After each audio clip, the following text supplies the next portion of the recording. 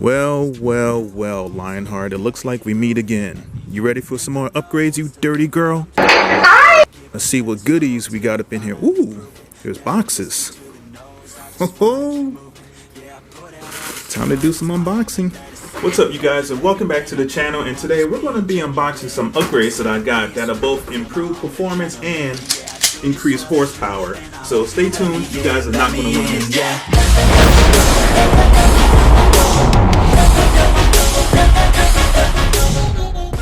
Now, before I begin, I want to continue thanking you guys for supporting this channel. I'm glad I'm able to continue entertaining you guys and even offering that little bit of inspiration for some of you who might be thinking about doing a build yourself. So once again, thank you for your continued support. Continue hitting that subscribe button. Stay tuned for more. I still got a ton to show you guys. But in the meantime, let's see what's in those boxes. What's in the box? Got some bungs, 2-gauge copper wire, hammer crimp, more 2-gauge wire, O2 sensor socket, and spark plug non-foulers. Now, I've got two sets of parts for two separate upgrades here. And what you guys seen from the title, yes, we are doing the big 3 upgrade. But what you don't know is that we're also going to be installing this. Figured out how to get this header installed by myself, but we're going to worry about that on another day. Now, everyone already knows that when you get your car from the factory, that there still has a lot of hidden potential in these engines here. And what we're going to do is work to make this more efficient and get that power up out of there. And you guys also already saw I'm actually upgrading my front airbags to these double convoluted bags. It should provide more stability when driving. I'm hitting these potholes and this thing is just bouncing and knocking all over the place, so hopefully these will be better. Now, I promised you guys a way to get both better performance and increased horsepower. Now, this right here is going to take some time to do, but we'll get to this another day. But for right now, we're going to worry about this easy setup right here. Now, just what is the big 3 upgrade? It's an upgrade to your car's factory electrical system by creating better grounding and power distribution throughout all your car's electrical components. And if that isn't clear enough, let's go take a look under the hood and see what I'm talking about. We all know that the primary source of power for the car is the car's battery. Well, that's not 100% accurate. See, the battery does provide a lot of power for all the electrical components in here, but the originator is that guy right down there, the alternator. That's what's used to charge the battery. The battery is grounded to the chassis. We can see right here, this wire snakes all the way down, right down in that connector right there. That's the first of the big 3, so we'll call that big number 1. The second point of reference is that the engine needs to be grounded to the chassis. So if we can see right down up in here, that second point right there, that wire is grounded, goes underneath the battery, and is grounded right here. So that's the engine grounded to the chassis. That's big number 2. Now, the third and final connection for the upgrade is going to have the alternator connected right to the positive end of the battery. And what we're going to do is we're going to snake a big fat thick boy from the positive end of the alternator all the way through to the positive battery. Now, we can see the factory usually comes with I think somewhere along the lines of like 8 to 10 gauge wire. We're going to be using 2-gauge wire, so that provides a lot more flow for electrical current to go through. So now that we've established what the big 3 is, now we'll just talk about why does this upgrade matter so much, and more importantly, why does it matter to you? Well, let's go in the car and take a look, and I'll show you. Now I've got construction going on over here. Now, when I start up my car, my air compressor is automatically going to turn on. This is my voltage meter right here. Take a look at this.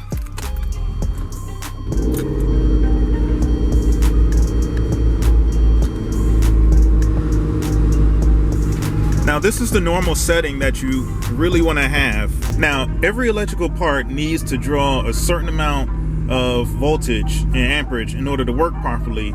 And that's before any mods. I've got 2 dual air compressors in the trunk. So that alone is what's drawing the additional power. We're just going to do the big 3. Which again is arguably one of the cheapest and easiest mods you can do, because all we're doing is boosting the alternators and the battery's electrical output. Now once the upgrade has been done, you guys will start to see a performance improvement in things like your windows rolling up and down a lot quicker. The radio will have less static, your AC will be working better, throttle response will increase, etc. And again, in my case, the dual air compressors won't be draining my battery so much. Now let's take a look at all the parts that we're going to be using for this. This is 2-gauge heavy-duty welding cable. This is no ordinary wire. If we take a look at the strands that are inside, you can see all the little copper strands that are inside there. Now, in doing my research, I heard this one guy use an analogy. Imagine driving down like a 3-lane highway, and then it opens up to a 6-lane highway. The traffic flows better. This is going to be the same principle. So the more strands that you have, the more lanes on the freeway, so which means it's going to be a lot better flow. And this is going to minimize a lot of fluctuations and a lot of resistance. And for that, we're going to need 2 sets of grounding wire. I got red wire to show the positive current that goes from the alternator to the battery, and the black wire is going to simulate the negative grounding. I've also got all of the ends that need to be crimped, a hammer crimp, because no ordinary hand crimp is not going to be strong enough. I also have a 250 amp fuse that I'm going to splice onto the positive wire. So this is everything that you need right here. So let's get started on hooking the wires from the engine, measuring them, cut these the right size, and then we'll start putting these in its place. Now, first and foremost, before you do any electrical work at all, especially electrical work on your car, disconnect the negative battery, unless you're in for a rude awakening. Now, in most vehicles, the alternator sits a little higher up top on the engine. These vehicles, the alternator sits mid to below, and the actual positive end of the alternator is down on that side. You actually have to get up underneath the car to reach that.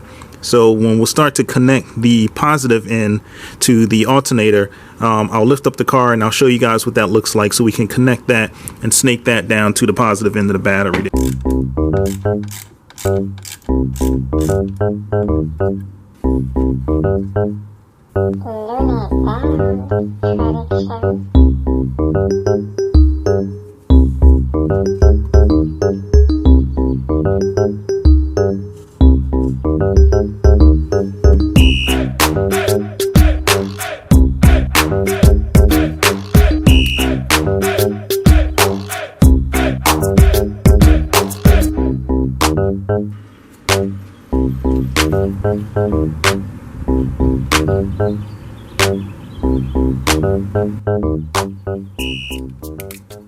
Alright, now what you saw me do just now was I decided to use string instead of a tape measure to measure exactly how long I need to cut these wires, because using a tape measure, the metal tends to bend and gets all floppy and gets in the way. Sometimes it cuts and scratches. So using string actually gives more of a realistic feel of how the wire is going to be laid out and curving throughout the engine bay. So I decided to use string instead. I've actually got 3 grounds and 1 positive that I'm going to connect. So this one's kind of small, seems pretty simple enough to do. I've got more than enough wire. I've got 25 feet of the ground wire and 10 feet of the positive, so there's more than enough that I need to get this job done. Cut them and connect them with the butt connectors. Get them attached. Let's get this project going.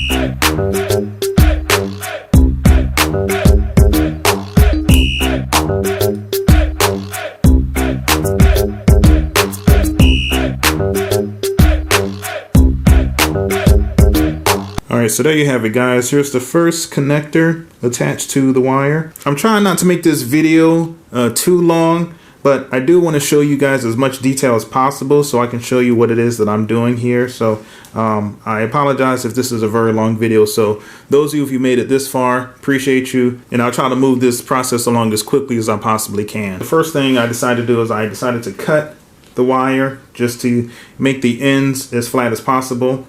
Then I stripped about a 1/2 inch off, used the butt connector, fit it inside, and then used my hammer crimp to hammer it down.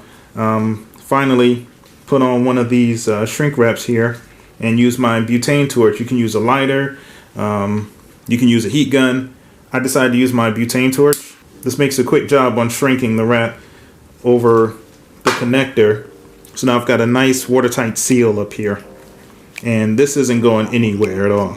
So now I'll be able to finish cutting these to the length of the string, cut the other 3 for the ground, get the connectors installed, and then we can move on to installing these into the engine.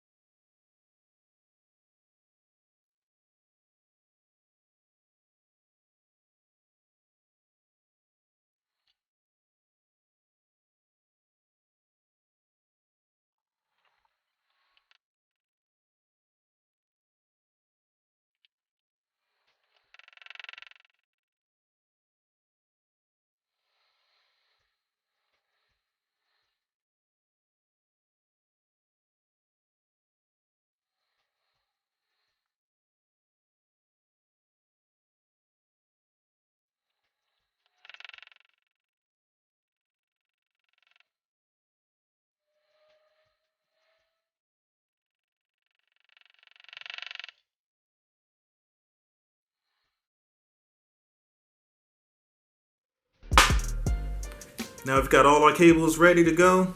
Got 3 grounds instead of the 2. Got the power cable, fuse. We're ready to install now. Right, so now we got the car up on the jack stands here, and I actually have my wheel off because I finally found out where that air leak was coming from. It's coming from this joint right up in here, so I gotta repair that and switch that out for a new connector because this air leak is driving me crazy. So now if you take a look underneath the car, I'll show you exactly where the B+ connector is on the alternator.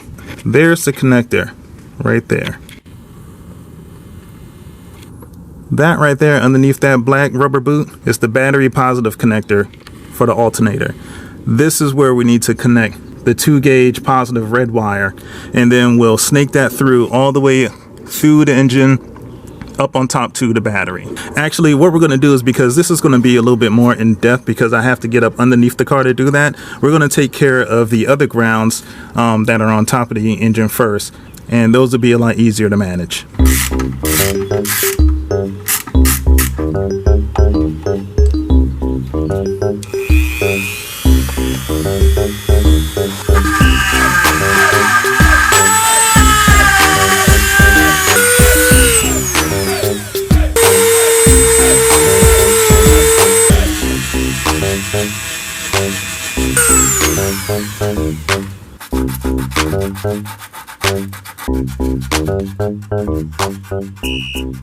Alright, So now after sanding, you can see you've got a good clean surface to work with now. Now we can make the connections properly. After that, once I get these connected, I'll spray a little bit of clear coat on it just to minimize the rusting, and we should be good to go. Now you can see here the negative ground battery cable is actually pretty thick as it is. This is close to it. This is probably about 4 gauge. And the new wire that I'm using is 2 gauge, so it's very, very close. So this is pretty thick enough as it is. I'm not going to replace it. I'm going to add this in addition to the ground points, and I'll be doing the same thing throughout the other ones as well.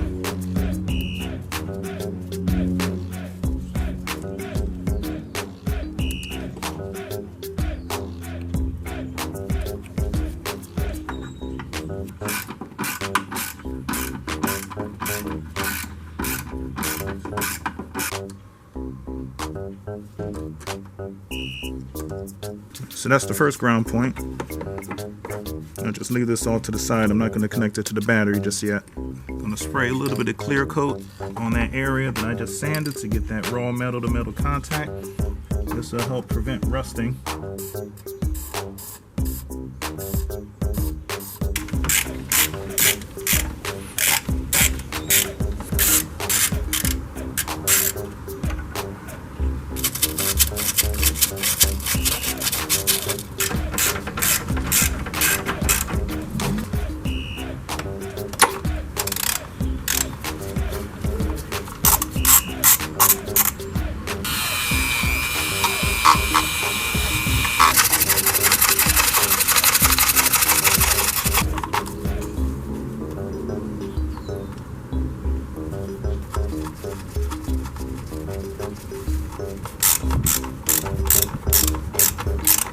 Alright, now I got all 3 grounding points done. Got the 2 over here by the battery, 1 over here, the engine connected to the strut tower over here.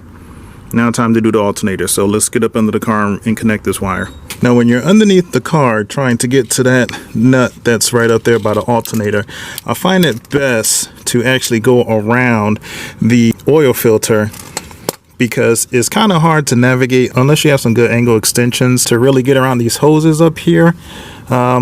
I find it best to use foot-long extension and then simply go around the filter, and you can access the nut that way, and that makes it easier to unscrew. So now once that's cracked free, now you could just unscrew the nut. Bob's your uncle. Now the hardest part right now is getting the positive wire connected onto the alternator, because it's such a tight fit up here. My hands are actually pretty big, so it's hard to get my hands up through here and be able to see what it is that I'm doing. Now let's connect this end to the battery. And now for the placement of the A&L fuse, and trying to find where's the best area I can put this thing. And I found that this section right here, I don't remember what this was from, but these holes line up perfectly with the fuse tap. So now this is going to be a great spot to put the fuse, and we should be able to call this job a wrap. Alright, and there you have it, guys. Finished product. Now I finally got the positive end connected. This took some finagling to do because the little ports that I actually had set up for the A&L fuse to be mounted didn't actually work out as well as I thought it was going to be, so I just have it hanging and zip tied right here. So this is a good spot for it, and it's not going to go anywhere. Only thing left to do is hook up the ground to the battery and get it started. We'll check the voltage, which I don't think there's going to be much of a voltage spike or voltage increase, because I've got a new battery here. This Optima batteries are pretty good, and I've been running averaging 14.4, 14.5 on my little voltage meter. So if there is an increase, great. Hopefully it's not too much of an increase, because I don't want to chance any like overcharging my battery, and you know, I don't know what can happen. But here's the big 3. It's all done. Good thing I completed it, because the sun is starting to get real low. I just want this job to be done. But let's hop in the car, start this up, and see what type of voltage we get.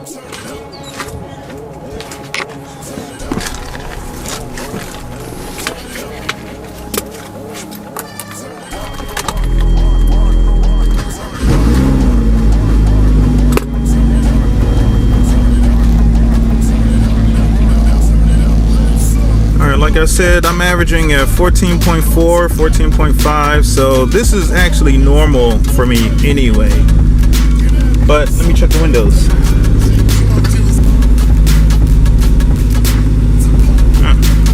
Windows are actually a little quicker than they used to be.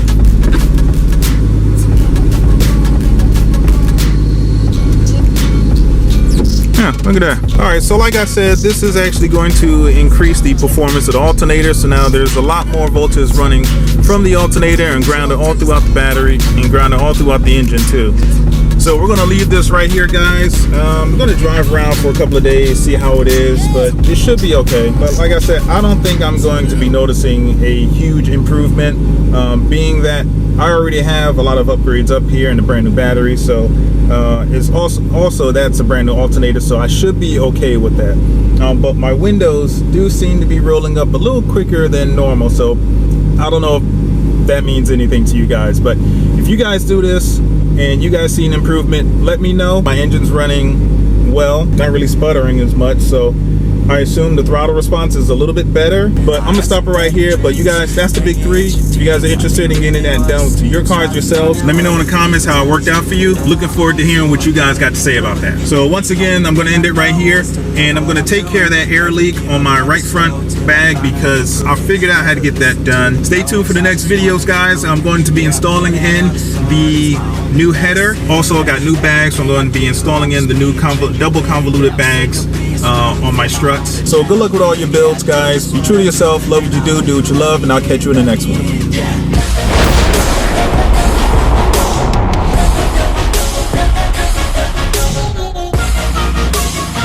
Yes. No more leaks. Take that, motherfucker.